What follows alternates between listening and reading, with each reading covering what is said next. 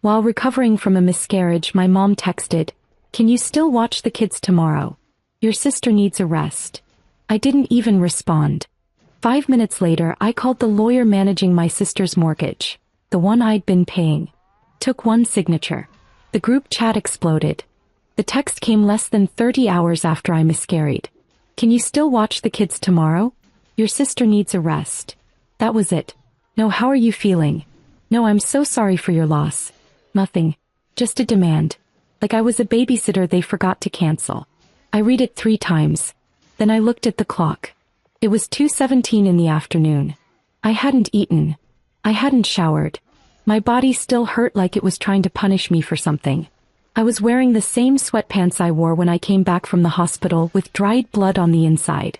My husband, Ben, had gone out to get groceries, even though I told him I didn't need anything. He just didn't want me to be alone. I didn't blame him. Alone was dangerous. I hadn't told many people I was pregnant. Just Ben, my doctor, and regretfully, my mom. I told her 2 months ago and she barely reacted. She said, "Don't tell Caroline yet. She's been sensitive lately." Caroline had just found out she was accidentally pregnant with her third. I hadn't even told my dad. There was no point. Still, after I lost the baby, Ben had called my parents. He thought it was the right thing to do. Maybe he hoped they'd show up. Maybe he still thought they were normal. They didn't. No call, no flowers, no knock on the door. Just that one text. "Can you still watch the kids tomorrow?" I can't explain what that message did to me. I didn't cry. I didn't scream. Something in me just shut off like a switch flipped. It was so clear in that moment that they never saw me as a daughter. I was a service. A spare. The one who was supposed to stay quiet, stay helpful, and never ask for anything in return. I opened my laptop and found the email chain with the lawyer. The one who'd handled the property deal 3 years ago. My parents had asked me to help Caroline buy a house. She and her husband were going through a rough patch financially, and it would just be temporary help. They'd guilt me into putting the mortgage under my name. Caroline didn't qualify. I did. I was making 6 figures. I didn't have kids. So of course I could lend a hand. They didn't know I had a separate agreement with the lawyer. That I retained full control. That legally the house wasn't hers at all. It took one email. I told the lawyer I wanted to terminate the payment agreement and revoke Caroline's occupancy. He sent over the paperwork in under an hour. I signed it digitally. One click. So, then I turned off my laptop and waited. It started around 6 in the evening. The group chat lit up like someone had set it on fire. "Caroline, why did the mortgage company email me saying there's an ownership dispute? What's going on?" "Well, Louisa, I just got off the phone with Caroline. She said the bank is sending foreclosure warnings. Please tell me this is a mistake." "Caroline again. What did you do? Why is this happening? We have 3 kids. Dad joined in. You better fix whatever this is." Immediately. I didn't respond. I read every message as it came in. Then I muted the group chat. That night I slept with the windows open and the heat off just to feel something. And for the first time in weeks I didn't wake up in tears. They had no idea what else I was capable of. The next morning I woke up to 43 missed calls. Most were from Caroline. Some from my mom. 2 from my dad. 1 voicemail from an unknown number that I later found out was Caroline's husband, Mark. I didn't listen to any of them right away. I made coffee. I sat at the kitchen table. I watched the steam rise and disappear. Ben watched me carefully. He asked if I wanted him to handle it. I said no. I told him this was something I needed to finish myself. He didn't argue. He just nodded and stayed close. By noon the messages turned desperate. "Well, Louisa, please call me. Caroline is hysterical. The kids are scared. Caroline, if this is about something I did, I'm sorry. Just tell me what you want. Dad, you're being unreasonable. Family doesn't do this to each other." That one almost made me laugh. Family doesn't do this to each other. I thought about all the times I had been skipped over. The holidays where Caroline picked the restaurant and I paid the bill. The weekends I canceled plans to watch her kids so she could have a break. The quiet expectation that I would always be available because I didn't have a real family, yet. I finally listened to one voicemail. It was from my mom. Her voice was shaking but not with concern for me. It was fear. She said they might lose the house. She said Caroline couldn't handle the stress. She said I needed to think about the children. She never said she was sorry. That afternoon, I drove to my parents' house for the first time since the miscarriage. I didn't tell them I was coming. I just showed up. My mom opened the door and immediately started talking. She said my name over and over, like repeating it would soften me. I asked one question. Why didn't you ask how I was doing? She froze. Just for a second. Then she said she assumed Ben was taking care of me. She said Caroline was overwhelmed. She said this wasn't the time to make things about me. That was the moment I realized there was nothing left to salvage. I told her the house situation wasn't a mistake. I told her it was my house. I told her Caroline had 60 days to leave unless she could refinance in her own name. My dad got angry. He said I was punishing innocent children. I said I had been one of those children once too. When I left, my mom followed me to the driveway and said something I'll never forget. She said, "You've always been strong. That's why we needed you to help." She didn't mean it as an apology. She meant it as an explanation. That night I made another phone call. This one wasn't emotional at all. It was practical. I called the accountant who had worked with my parents' business for years. The one who used to complain to me about how they handled cash. I asked a few careful questions. And that's when I found out how fragile everything really was. The accountant was eager to talk, too eager. Maybe he didn't realize I wasn't calling to help my parents. Or maybe he'd finally had enough of them too. Either way, in less than 15 minutes he gave me everything I needed. They'd been skimming cash. For years. Running payments, off the books, underreporting income, keeping 2 sets of numbers. Classic stuff. Floppy. He mentioned it like it was obvious, like everyone in the family already knew. They didn't. Only I did now. I hung up and sat in my car for a while, parked outside a pharmacy I didn't need anything from. Just watching people walk in and out, normal people buying vitamins or shampoo. I thought about how many times I'd helped my parents organize their business taxes over the years. Filing, fixing, checking receipts. I used to think I was helping. That's what they always said. "You're so good with numbers, Louisa. You're the responsible one." I used to feel proud of that. Now I saw it for what it was. I was the cleanup crew. That night I didn't say much to Ben. Just that I was looking into things. He didn't push. He trusted me to do what I needed to do. That was the difference between him and my family. He trusted that my pain mattered. The next morning I filed an anonymous report with the IRS. I included dates, documents I still had copies of, and names. I knew exactly where to point them. By Friday the group chat was quiet. No more yelling, no more accusations. Just silence. But I could feel it. Like a storm waiting to break. Then Sunday came and with it another message. "Caroline, please. I don't care about the house. Just tell me what's happening. What did we do? What did we do?" That line stayed with me. That she still didn't know. That none of them saw it. The years of emotional neglect. The quiet way they erased me whenever I needed something. They truly didn't get it. And they weren't going to. That same day Ben's sister Julia texted me. She'd seen Caroline's meltdown on Facebook. Apparently, Caroline had posted a long, vague rant about being betrayed by someone she trusted, and losing everything overnight. The comments were full of sympathy. Friends asking if they could start a GoFundMe. She hadn't told anyone the full story, of course. Just painted herself as the victim. I didn't reply to her post. I didn't defend myself. I didn't correct anything. Instead, I started planning what came next. Because the house and the tax report were just the beginning. I still had access to more. The accounts. The property records.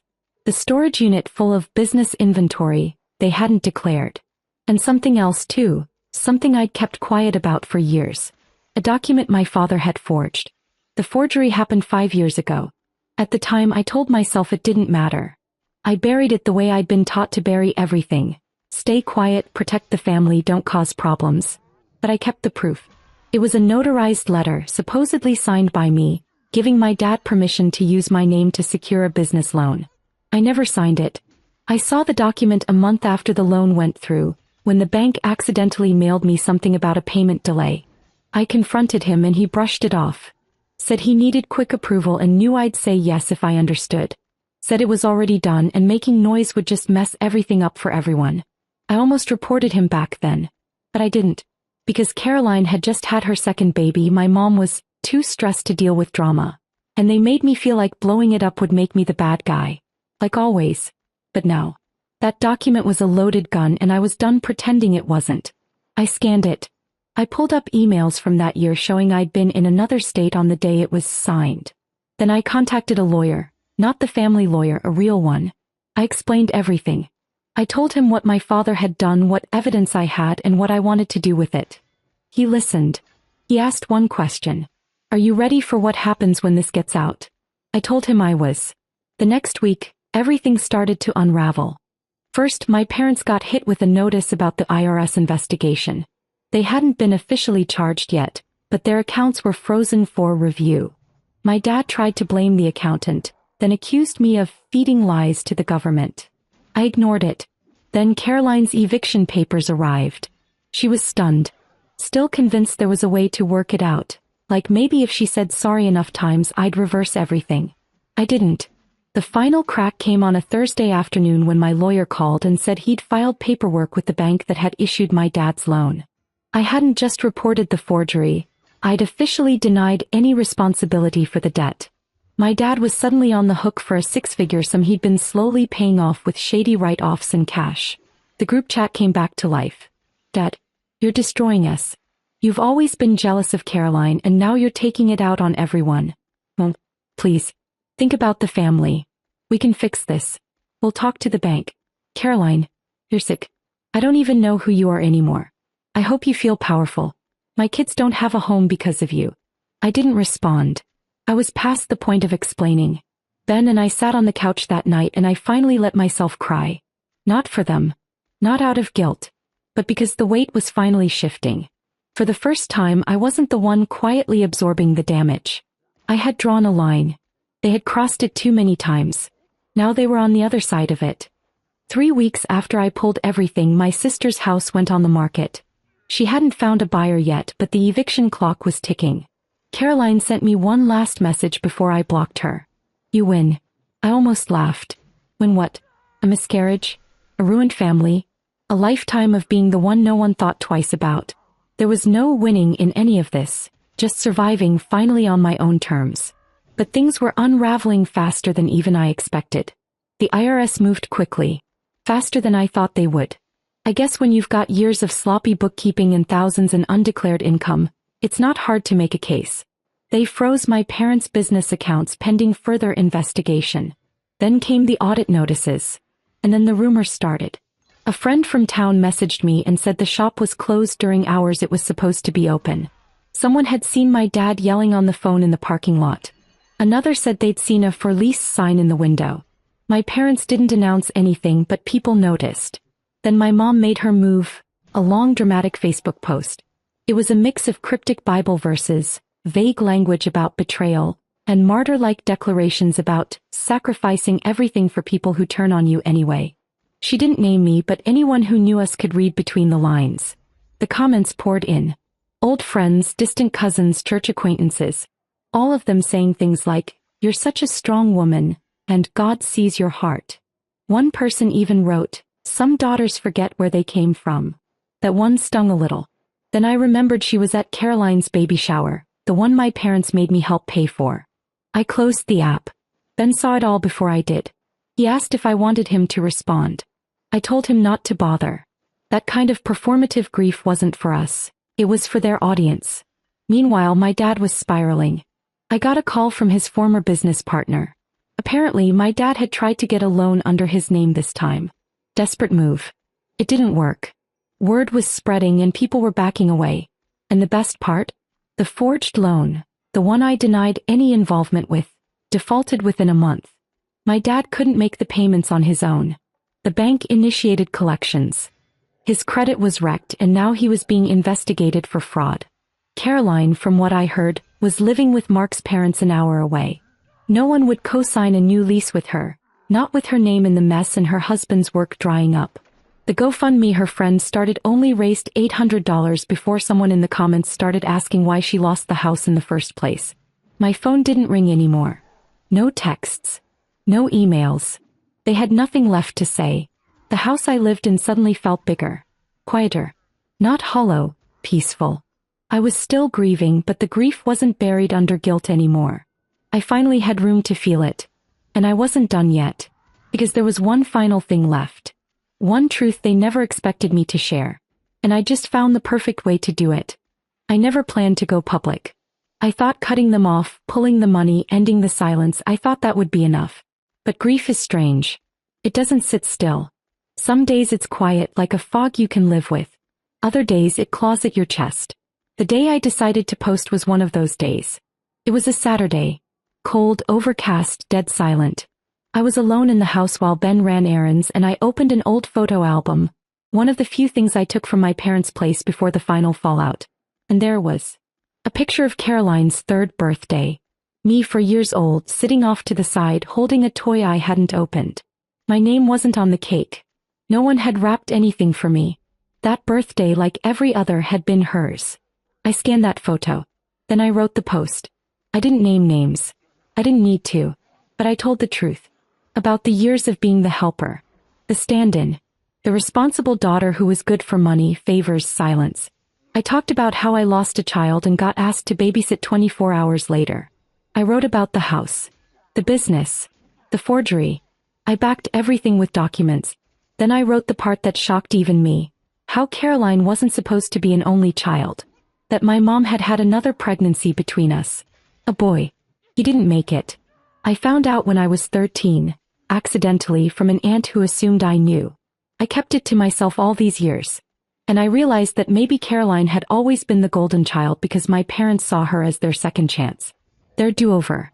And I was just the reminder of what went wrong. The firstborn who lived but never quite fit the shape they wanted. I ended the post with one sentence. I am not your backup plan. I didn't expect it to spread, but it did. Quietly. People from our town messaged me privately. Some said they were sorry. A few told me they'd suspected things. One of my old teachers even wrote, I always wondered why they never came to your recitals. Ben read it twice. He said he was proud of me. I believed him. No one from my family ever responded publicly. No comments. No phone calls. Nothing. Just silence. A week later I got a letter in the mail. From my parents' lawyer. It was polite. Short. A formal notification that I'd been removed from their wills. No surprise there. I laughed when I read it. Because I'd removed myself a long time ago. They were just catching up. It's been 5 months now. The grief is still there. The baby I lost still lives in my mind, and sometimes I talk to them in my head when I don't know what else to do. But I also feel something else now. Space. Room. Relief. Not from the loss. That will always be there. But from them. And I don't regret any of it. Not the house. Not the report. Not the silence. Not the truth. They broke something in me when they treated my pain like an inconvenience. I didn't break it back. I just took my pieces and left.